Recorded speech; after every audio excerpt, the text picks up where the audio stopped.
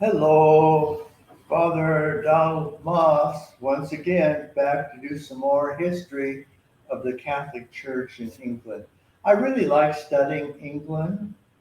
A couple of Irish ladies told me that I was being too hard on the English, but today I'm going to be talking about the Catholic revival, which includes the English as well as the Irish.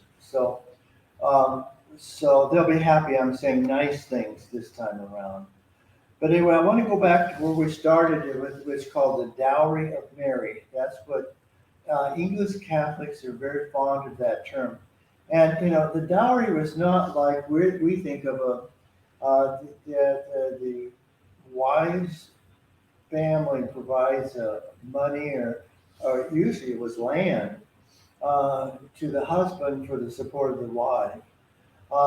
In those days, the dowry was to the woman for holdings to support her in dire circumstances. Because in those days, you might be married to a duke or earl or something, but they go off to fight battles and they don't come home again.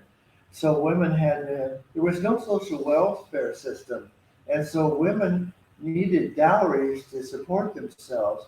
And so, as I said the last time, it was Richard II who gave all of England to Mary as her dowry because she needed lands.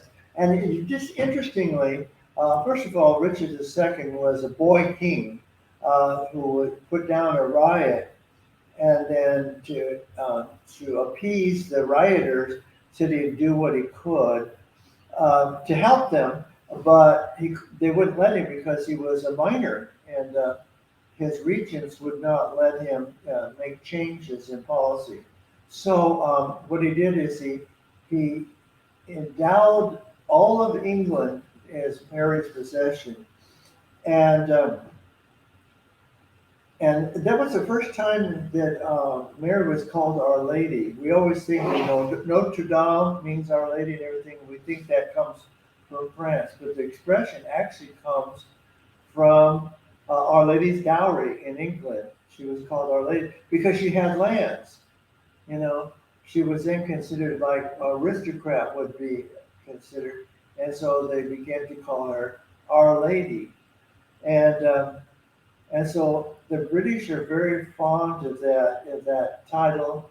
And then when the Walsingham pilgrimage site grew up, that Rochelle of Fabergé had the visions of Mary and was asked to build a house. Now, not the house that Jesus grew up in, but the house that Mary grew up in, which was also in Nazareth. That's very confusing because the one Loretta's called the house of Nazareth, but so is this one because Mary's house was in Nazareth as well. But that's where Joachim and Anne raised Mary, and that's where the Annunciation took place. And so that's very important for a pilgrimage site. That's the place where Jesus became incarnate, God become man, and who Jesus was established by the angel Gabriel in Mary's house in Nazareth. So that was a very important. And the thing about that house was that the one in Loretto, the legend is that it was brought by angels first to Croatia and then up to Italy to Loretto to be a pilgrimage site as well. This one was actually instructed to build it. So Lady Rochelle, who owned the land in Walsingham territory, she built it. But she built it in the wrong spot. So she prayed to Mary because it wasn't going well. And the walls were not going up straight and all kinds of stuff. And so she had a vision. And the next morning, she got up and went out, and the whole chapel had been moved and completely constructed. And that was then the shrine of Our Lady of Walsingham. And they had a statue that was seated on a chair of wisdom, and she was considered the queen of the Anglo-Saxons. She's wearing a Saxon crown. And so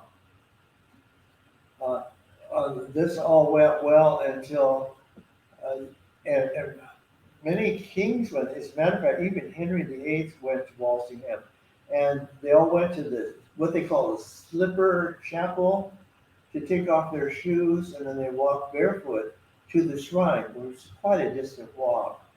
But Henry VIII went twice, and he walked barefoot in the snow. He was a very devout Catholic in his early age because the Tudors were devout Catholics. They came from uh, Wales, and then of course it was Henry VIII to destroy not only all the monasteries and executed monks and confiscated the wealth of the church, especially monastic wealth, which is a lot, primarily their land. But unfortunately, the monks were given all of that land to produce crops in order to have the sustenance to give to poor people and to run their hospitals and all. So when Henry VIII killed the monasteries, he killed the social welfare system as well.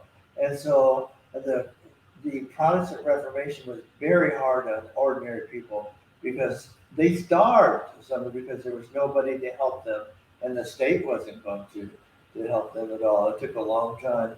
Some people say they still hasn't recovered because social medicine in England is just terrible, and they keep trying to decide how much more money to tax the people to keep it running.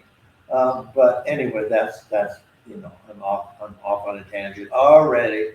But anyway, one last thing about the Tudors, though, is Catherine of Valois was the first mother of the Tudor dynasty. She was from Valois. She was Charles VI of France's daughter.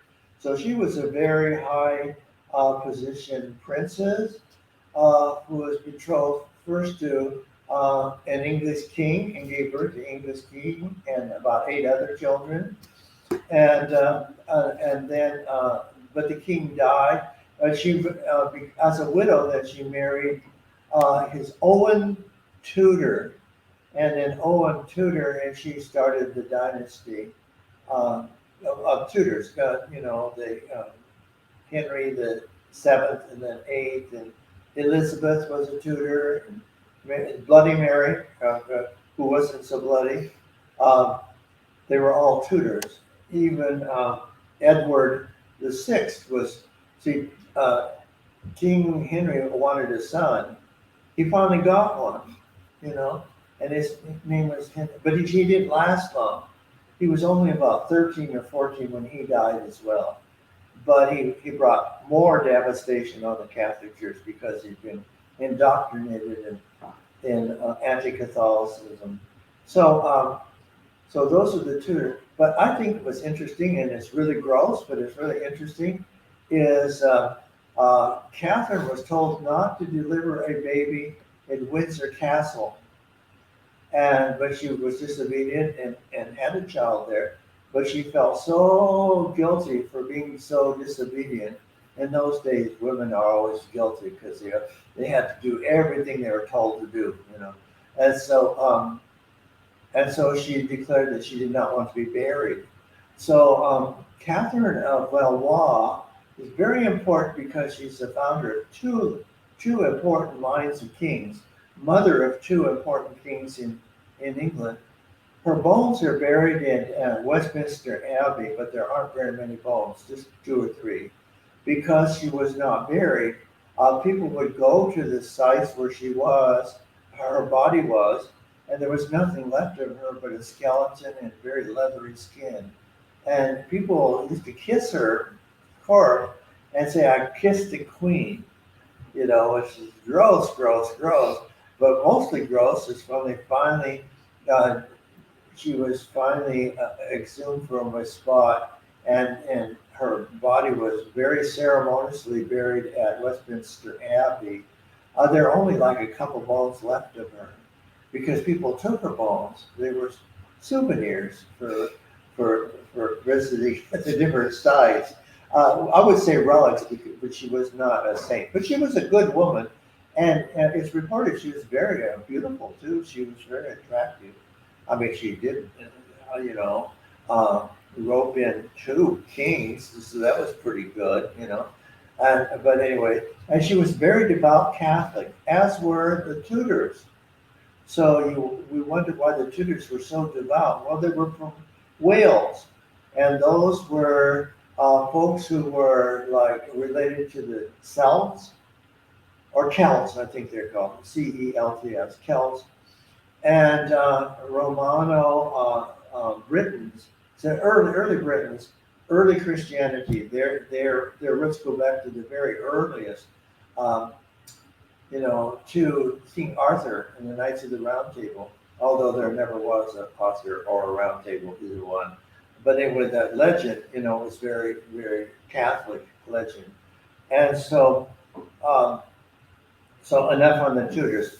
We went through all of that and how with the Reformation, Elizabeth was just savagely persecuting the church, executing Catholics, and serious executions too, hung, drawn, and quartered, which is really gruesome and very painful. That is a barbaric way to treat anybody, even if you didn't like them for their religion. Just terrible, because it involved rape, suffering. And so, since I told you all about Catherine of Valois, only had a couple bowls left. I'll also mention that to be drawn and quarter is they tie a rope around your limbs and attach it to 4 horses that pull people apart. Just completely dismembered them and pulled them apart. Now that's pretty barbaric, you know. And but anyway, Elizabeth followed by others who are, and you know, Elizabeth's mother was Anne Boleyn. She was an ardent Protestant as well, and it was very anti-Catholic. And I think she had a lot of influence on Henry as well, until she lost her head. And Henry was not a nice husband. He was not. He was all about control. He was a control freak, is what he was. And so, you know, any of those women should have been wise and just poisoned him or something right off the top, and it saved their heads, you know. But anyway, I hope I'm being a bit entertaining without being disgusting, because I want people to watch it. Well, then after Edward died, the boy king, then the Stewards came into and that was the end of the Tutors.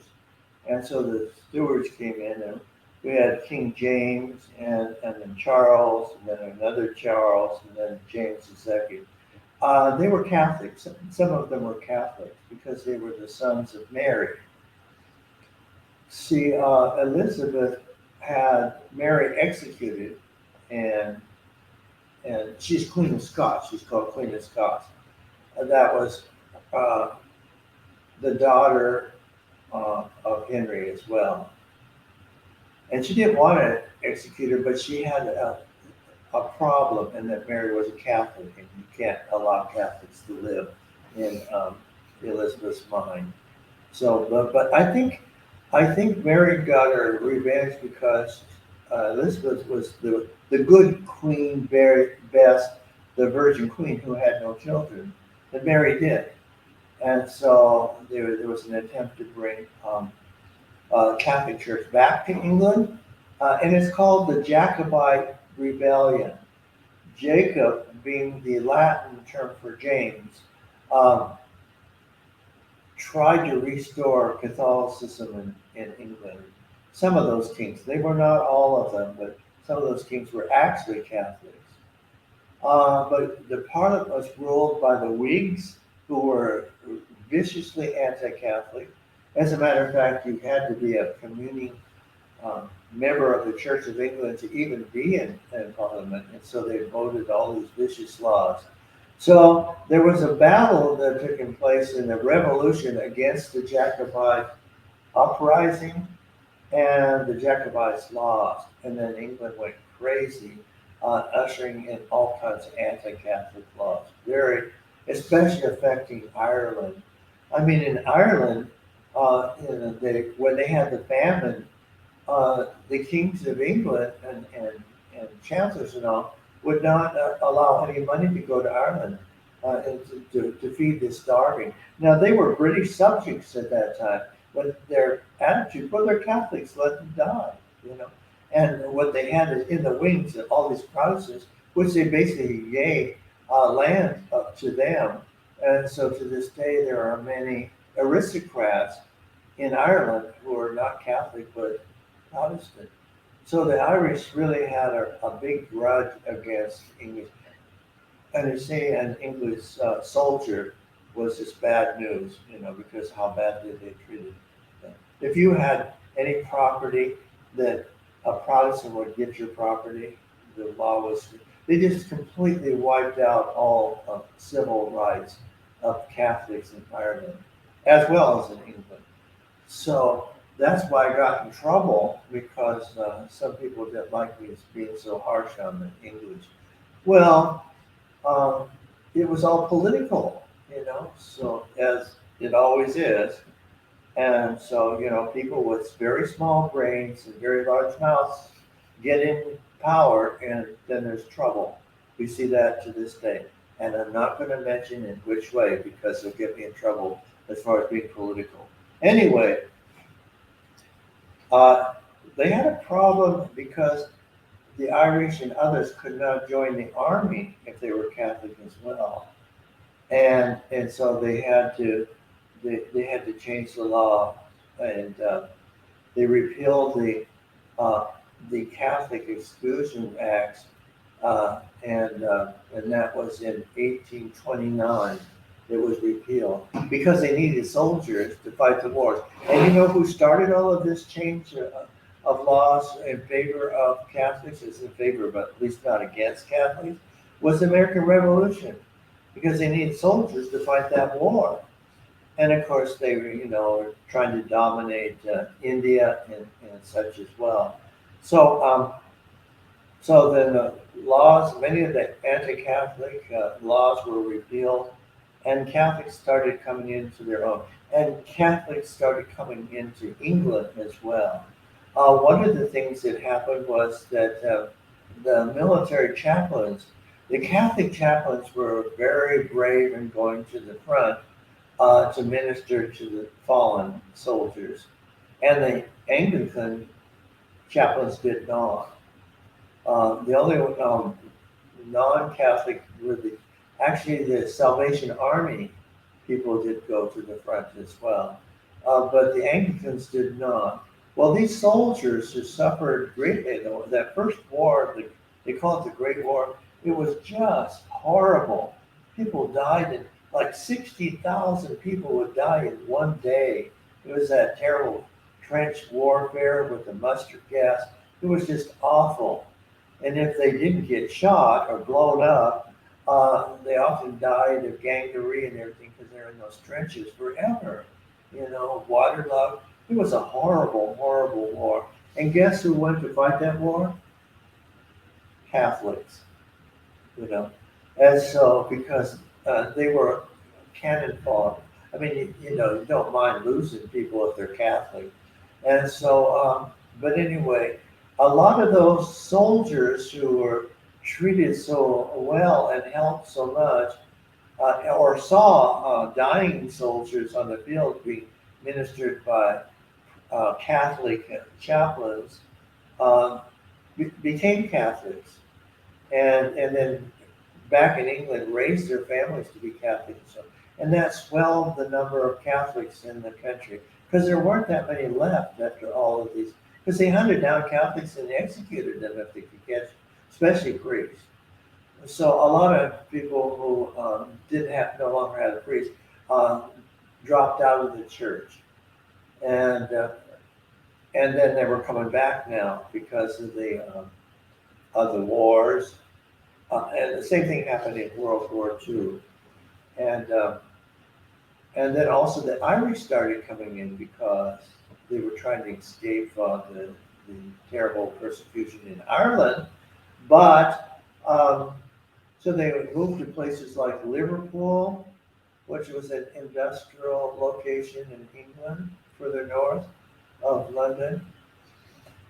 And that's where the Industrial Revolution was very evident with the cotton spinning factories and all of that, and development of the they invented a steam engine called the rocket, if you know that history, and the rocket get goods back and forth from to the factories and to the harbor. And so a lot of Irish settled it, and large numbers. And of course, in those days, the Irish brought a very devout faith. The Irish are very strong Catholics, at least in their earlier years, and still are. A lot of Catholics are still adamantly Catholic. So, and they built beautiful churches in Liverpool, especially, but other places, because the churches have all been confiscated and occupied by the Church of England.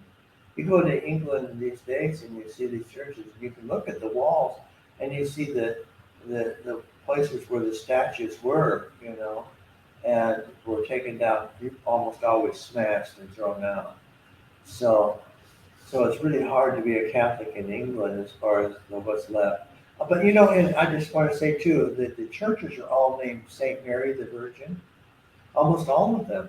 And the reason for that is that England was Mary's dowry.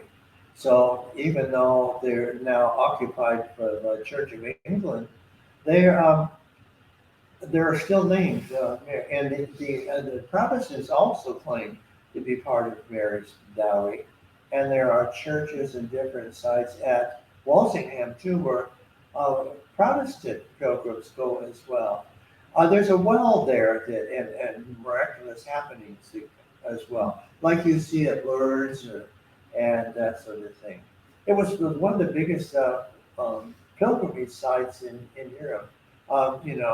Compostela, Rome, and Jerusalem, and Walsingham were the four really big sites, and literally hundreds of thousands of people went there. And partly because kings went there and people followed their example. But anyway, now a lot of Anglicans go there as well, and they have their own churches as well as the Catholic Church is there. So anyway, so that was part of what brought a big change. And then Queen Victoria. Queen Victoria was a very tolerant queen who supported the reestablishment of the Catholic Church in England, and that was the time well, let me go back. Daniel O'Connell, have you ever heard of him? He was the liberator of Ireland, and so there were issues of England no longer had control of Ireland like before. And then we have the non-jurors.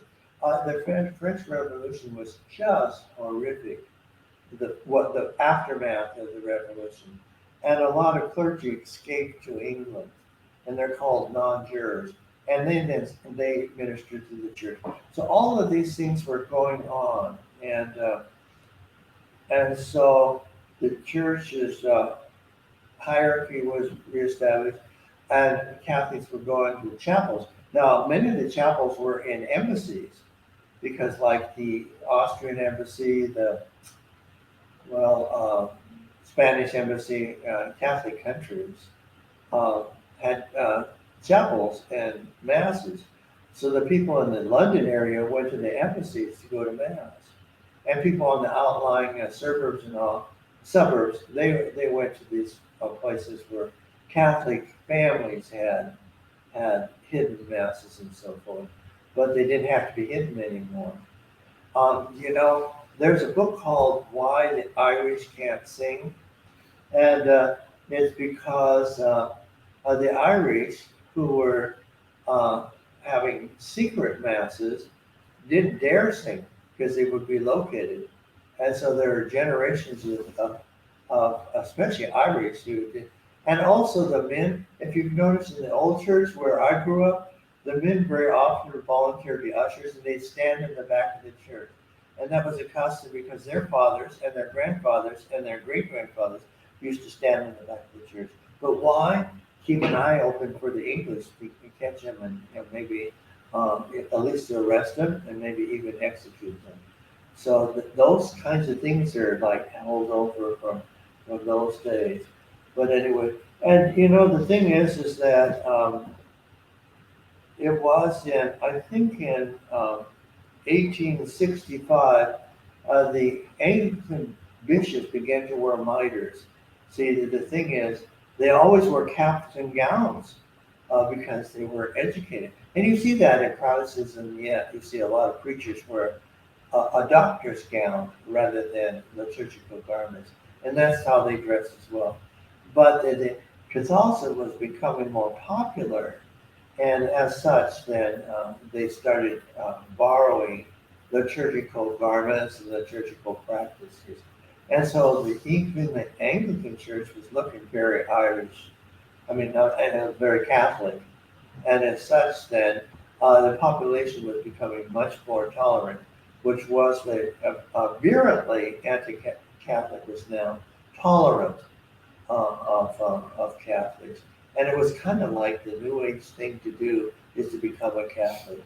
And of course, the famous ones are, Chesterton, for example. Well, first of all, John Henry Newman, who was a very important professor, John, at Oxford, converted to Catholicism and moved to Littlemore, which is sort of like monastic living. And of course, the Protestants thought they were done with monks. And here now he's living like a monk. But he was a tremendous intellect. The idea of the university, the development of doctrine, these are tremendous works, the literary works. So he was like super brain, Mr. Brain, and lots of prestige. And so when he became Catholic, he had what they call the Oxford movement. That made Catholicism very, very popular as well. And then, as I started to say, you get people like G.K. Chesterton, who used to argue against materialism and all, but he was very witty, a very funny man. And I have a lot of his books. And there's a show on EWN presented about Chesterton as well. And he was just very funny. He was a huge man. When he visited the United States, he arrived in a taxi, and he was so large that they'd have to rock the car to get him out of there, to squeeze him out of there. He was so large. But he was very funny. And another one, and he argued against Shaw, George Bernard Shaw. You might have heard of him. But he was a communist. And he was part of the Fabian Society, which is a communist society in England. And he actually went to Russia and told the Russians that England would shortly be communist, and it was the best thing ever. It turns out not to be the best thing ever. He was totally wrong. And Chesterton was a distributist, as is in response to communism. And he said that wealth should be distributed in such a way to benefit the people. And he was very much for family. And it's at this time what it came into being was called the life movement. Just like we have pro-life, the English began to protest against abortion as well. And so Chesterton is one. Hilary Belloc is another one. He had his arguments, still funny. He wrote a book called Mr. Belloc Objects to Wells, who was another communist. And then Wells refuted him, and then he writes another book, Mr. Belloc Still Objects. So there was a lot of humor into it. And that was probably the wisest way to go because it wasn't nasty feuding. It was humorous and very charitable And that's a lesson that we could take in terms of how we deal with assaults on the church to this day, and growing socialism and even communism and abortionism and all these different things. To deal with it in a very charitable and humorous way might be more effective. A thought.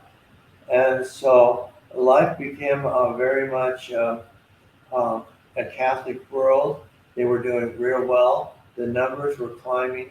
They were up to about a tenth of the total population of England at that time.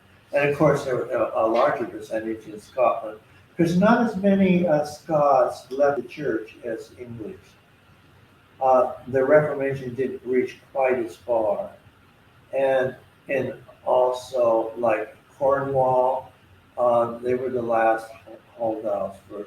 There's a book written by Eamon Duffy that everyone should read. It's called The Stripping of the Altars, which is an expose on how very healthy the Catholic Church was in England up to the Reformation, and what was done to the Catholics. It's a big, thick book. So if you don't mind reading a book for 2 or 3 months, but it's very detailed and very accurate, because Eamon Duffy is a very good historian who researches very carefully. And so there it was, the Catholic revival, the Catholic Church, to sum up, those terrible laws were all rescinded.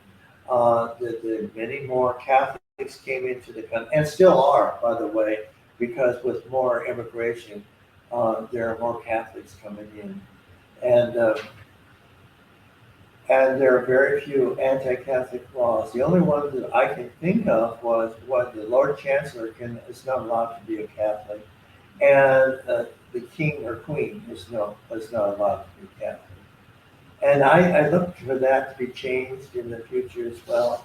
But other than that, there's nothing that removes civil rights to Catholics in England. And one of the things through it all, through the wars, through the persecution, everything, is English Catholics remain patriotic, if I can say that right.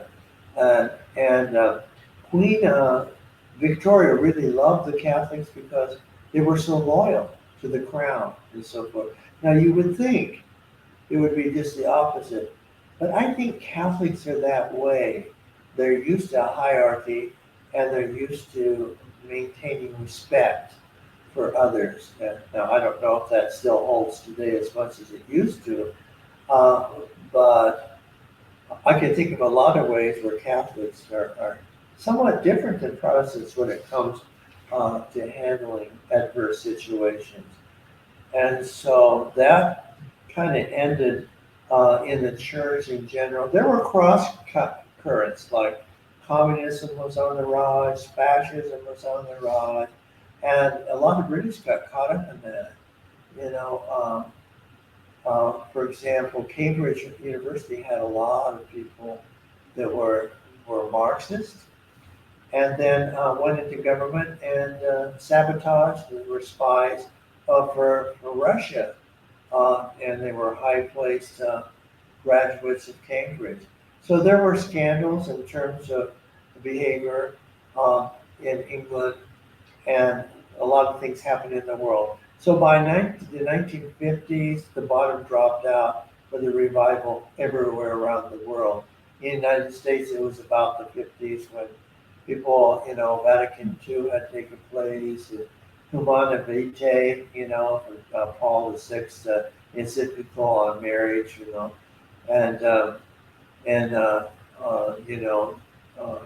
condemning birth control and all that. And there were a lot of people fighting the church, and a lot of priests leaving their priesthood, nuns leaving in large numbers, and people leaving the church in general. That happened around the world in the Catholic world. And also the Protestant world, because Protestants have been leaving the church too. Secularism has taken a stranglehold. But they're still holding out.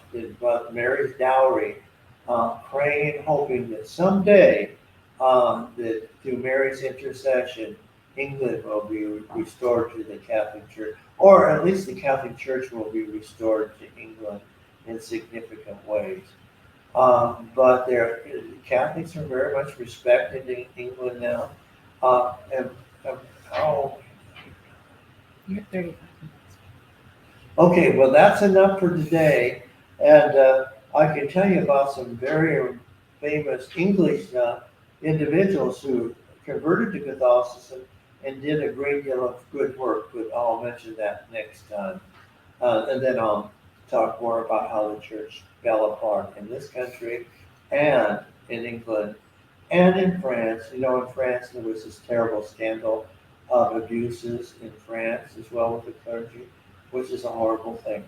And so, until next time, y'all come back, you hear?